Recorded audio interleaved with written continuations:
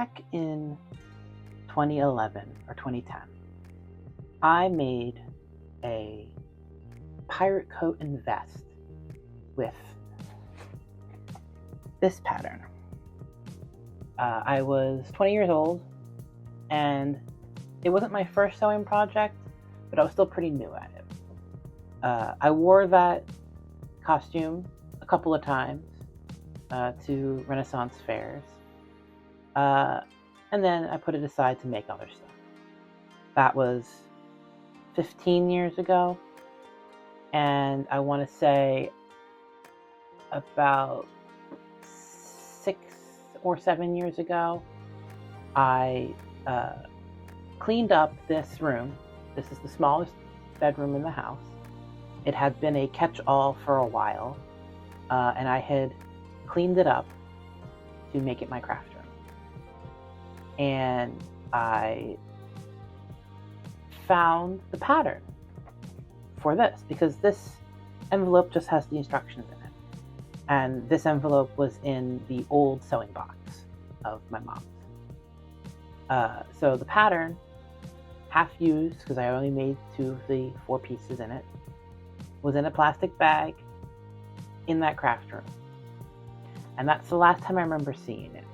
And I feared that I had thrown it away because it was probably very dusty. We had a cat at one point, and the litter box was in here. And then there was some other stuff that happened, and it was very dusty in here when I made it my craft room. So I feared I had thrown it away. About a year ago, I decided I wanted to remake this coat pattern with some fabric that I had been holding on to for a while, and I've been trying to decide what I wanted to make out of it. And I thought that at the time, I didn't think I'd thrown it away, the pattern. So I thought the envelope had the pattern in it. Lo and behold, it did not. It had, like I said, just the instructions. That's when I thought I had thrown it away. Did I throw it away because it was so dusty I didn't want to touch it, and I thought I would never use it again? I don't know. In last week's video, I talked about losing a bag of grommets. In the days between the realization they were gone and the day I finished the bodice, I searched for them in the craft room, and I looked in places that I knew it wouldn't be, just in case. And one of those places was the green bin up here. And I dug deeper into that bin than I have been in a while, and I found this. A bag of tissue paper patterns. And I start pulling them out, and you can see they're only roughly cut, so I hadn't used them. And I'm looking at it. Flap. Men's. Well, I don't have that many patterns that were men's. I continue to look, and I'm realizing pants patterns. 2 of them, obviously, for the front and back. I believe some pieces related to the shirt, or a shirt. And eventually I get to a point when I knew I had used it, because it was cut, and you can even see the notch that I had put into the fabric. And I'm looking at it, and I'm realizing it's the coat pattern. I hadn't thrown it away like I had feared. I had just taken this whole bag and put it in the bin. So that's what we're doing today. We're making the coat pattern. But yeah, I was so surprised. So I was looking through it out of confusion, trying to figure out, what is this pattern that I never used? And I didn't notice it saying men's at first. And I was trying to figure out what I was looking at, and I realized on the shape it was pants. And eventually I'm like, oh yeah, there's a number. Each pattern has the pattern number on it, 4923. So I searched, I Googled I already forgot what the number was, 4923, And lo and behold, it's this pattern. So in lieu of having nothing to do this week, I figured I'd finally make it out of the fabric that I've been holding on to for a while. I just double checked to make sure I had all the pieces that I need. I do have all the pieces for the coat and the waistcoat. I would like to make the waistcoat again. The originals. The coat still fits me fine, though I may put a gusset into each armpit to give me a little bit more room. And the waistcoat does not fit, so but I don't have fabric for that. This is the fabric that I want to use for the coat. This is a curtain. I used to work at a curtain store and got it on discount because it was being discontinued, but it's this beautiful green with these red and blue flowers. It's considered, I don't remember what kind of fabric it is, but yeah, this is what I'm going to be making the coat out of. I have 3 of them. They are 84 inches long and I want to say like 52 or 54 inches wide. If you know anything about curtains, that's pretty standard. Brocade. It's called brocade. It literally says it as an option for the coat. It's called brocade. This is the original coat that I made. As you can see, I put buttons down both sides. I believe it doesn't call for that, but I didn't want to do what it called for, which was basically to put rickrack on one side to look like the buttonholes. If you've ever seen like military jackets, which I believe this is supposed to be mimicking, it's supposed to kind of mimic that look, but rickrack is like really cheap looking in my opinion. But I don't know what this fabric is. It's pretty thin. You can actually see how thin it is because there's a bit of facing here, but it's like too drapey for a coat like this. And I picked it purely on color. I did not like pay attention to what the envelope says. Velveteen or brocade. That's what it suggests, and that is neither. So the cuffs are so floppy that I actually had to tack it down so it wouldn't completely unfold and cover my hands. There might be interfacing in there, but it's probably a light interfacing, just like the interfacing on the inside of here. When I wear it, it just flops open and it looks really bad. And while there's some pretty good sewing in here, it's not my best. I've definitely improved a lot. Look at that. My stitch length is way too short. It's such a short stitch length. And it was on this machine, but I think it was probably one of the first things I sewed on that machine. And then the vest waistcoat. It's the kind where the front is longer than the back, and it's just too small now. I can't close it, so I'll have to, I think I'll extend the side seams. I don't know, I'll have to figure that out, figure out how too small it is. Yeah, I think I'm going to harvest the buttons that I like, because, if anybody has shopped at Joann's, not that Joann's is there anymore, but they would have the wall of buttons, and it would be maybe of a button this size, like 2 buttons on a little cardboard card, and they would only have like 1 or 2 of those on the floor. Like for years, that was what it was always like. So like you could never buy like 20 buttons of the same kind if they weren't in a bag. So I just have a mix match of these gold buttons, and some of them look antique while others don't. And I definitely like the antique ones better. Like this is just too bright. So I think I'm gonna harvest, I think I'm gonna take all of the buttons, and I did the same mix match thing for the waistcoat, but at least they have a little bit more uniformity, and I managed to get a couple repeats. Like I think I was able to get like 4 of each kind. There's like 4 kinds. I'm going to take the ones that I like the most, and if I don't have enough buttons, because there's 4 on each fake pocket, 4 on each cuff, there's 2 at the back where it splits, or it doesn't split, it has this like vent area. There's 2 at the top of where that insert is, and then there's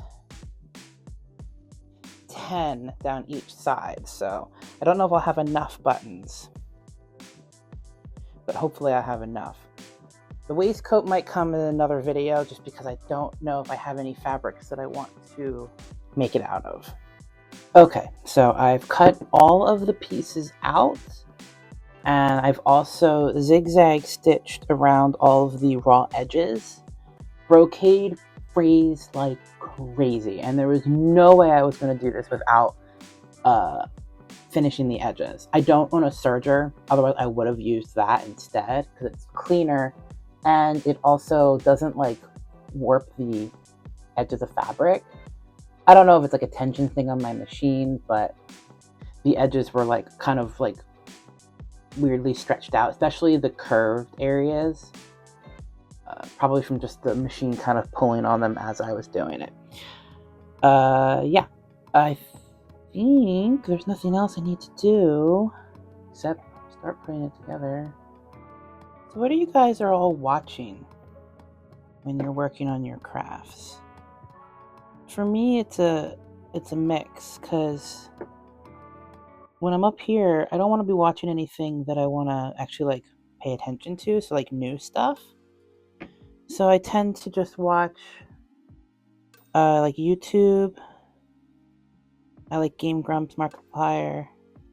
I also follow Passionate Kelsey.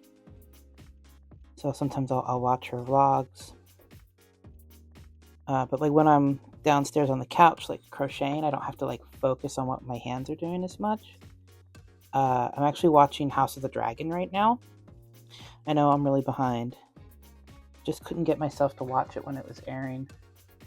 I'm really enjoying it, and I'm hoping with, you know, more free time that I can actually like watch the things that I've been putting off. I really want to watch like the Marvel shows and the Marvel movies. I'm so behind on those. I haven't watched the Hawkeye show yet. I really want to. Hawkeye show. I'm really behind on like all of the movies. I also just watched Dungeon Meshi. There's also like a lot of anime that I want to watch. I don't watch shoujin anime. It's not really my type. I tried My Hero. I didn't really like it. I like high school animes. I watch Komi Can't Communicate. I also like sport anime sometimes. I love Yuri on Ice. It's like my favorite anime of all time. And what was the other one that I watched? I'm gonna watch Apothecary Diaries. It's on my list. I just have to like get up the energy to watch it. That's what my problem is. Cause like I want to watch stuff, but then it's like I don't want to watch something new, even when I'm like down on the couch and I don't have to like focus. Because like when I'm up here, I can't even look at the screen half the time. But when I'm crocheting, it's fine because it's, you know, I can divert my attention. I'm also watching. I love everything on Dropout, so I'm watching the new season of Dimension 20 right now. Cloudward Ho. It's so good. I love it so much. I love D&D. I wish I could play more than I do. I don't actually play D&D at all, really. I'm just trying to pick a trim to put on the pockets, but I don't really have anything good. Yeah, so like Dimension 20 airs on Wednesdays, so I'll tend to watch them on Thursdays. That I can like half pay attention to because it's like they're doing like a battle or something like that. Not a lot of plot is happening. But yeah, what you guys are watching?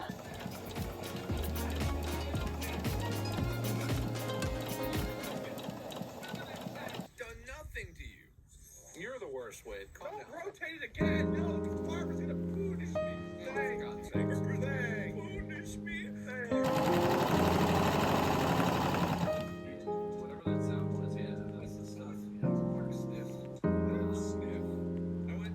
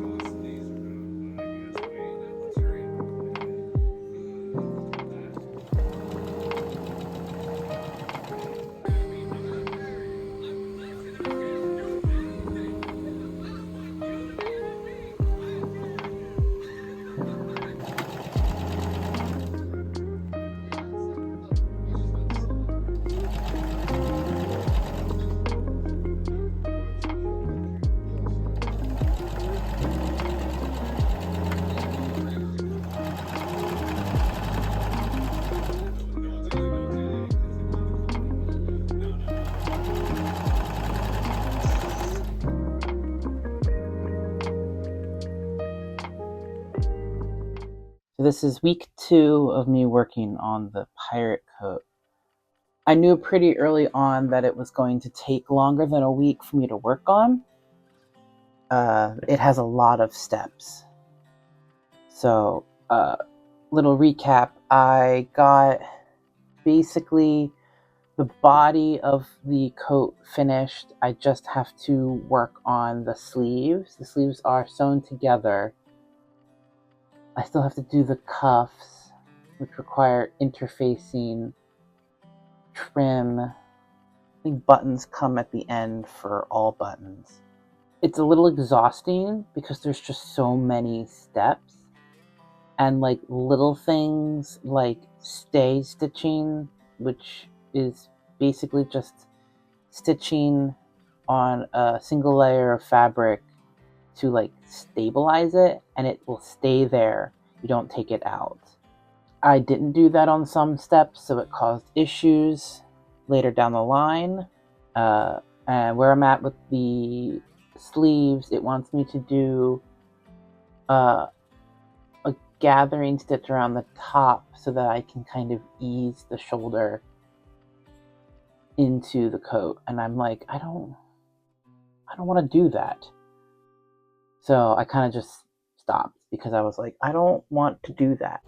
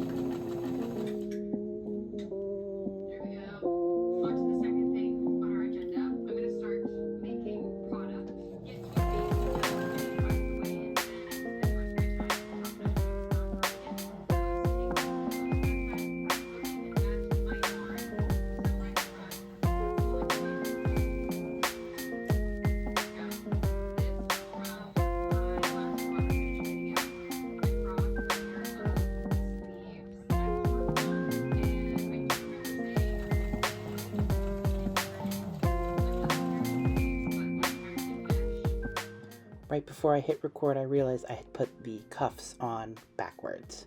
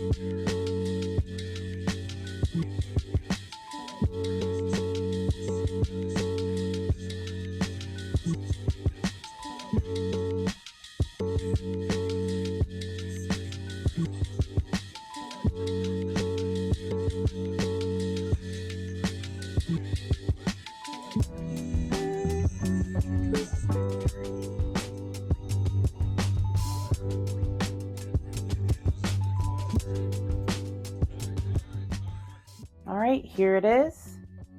As I said in that other clip, I realized after the cuffs went on that I put them on backwards. Nowhere in the instructions did it say anything about how to put them on correctly. Not correctly, to know which sleeve you're supposed to put them on.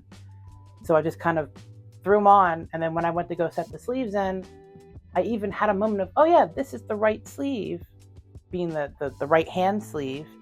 And I had it was this one, and I was holding it, and I'm like, yeah, that's right. But then when I tried to set it in, it was wrong. And then I kind of forgot about that, sewed them in, and then realized that they were backwards.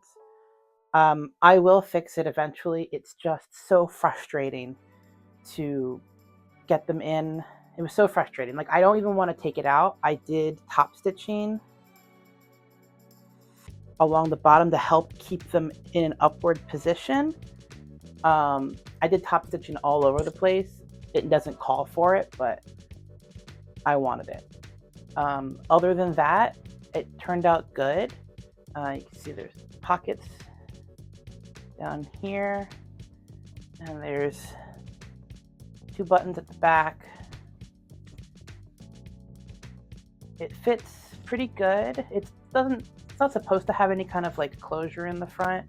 The only thing is the sleeves are a little tight, but I think if I'm wearing a long sleeve piratey kind of shirt, it'll be kind of easier to pull the sleeves down. Otherwise, the short sleeve, like, they bunch my short sleeves up, and I don't like that. But other than that, it's long. There's really not much to see down there. It's got one on either side as well as one at the back to give it a big kind of bottom. Yeah, I like the button choices. There's a couple. I didn't have enough of the ones that I liked, so I actually kind of painted some of those shinier ones to kind of dull them. They don't look great. They still kind of stand out, but I really didn't have any other options. I used up all the good ones. But yeah, that's the pirate coat. I did realize I do have a vest already. It's not cut like the one in the pattern, but that pattern doesn't fit me, so it doesn't. I don't think I'm going to remake it. The one that I have fits me, even though it doesn't look piratey. But yeah. Thank you so much for watching. If you like crochet, sewing, or any other kinds of crafts, please subscribe. I upload every Sunday, and I'll see you guys next time. Bye.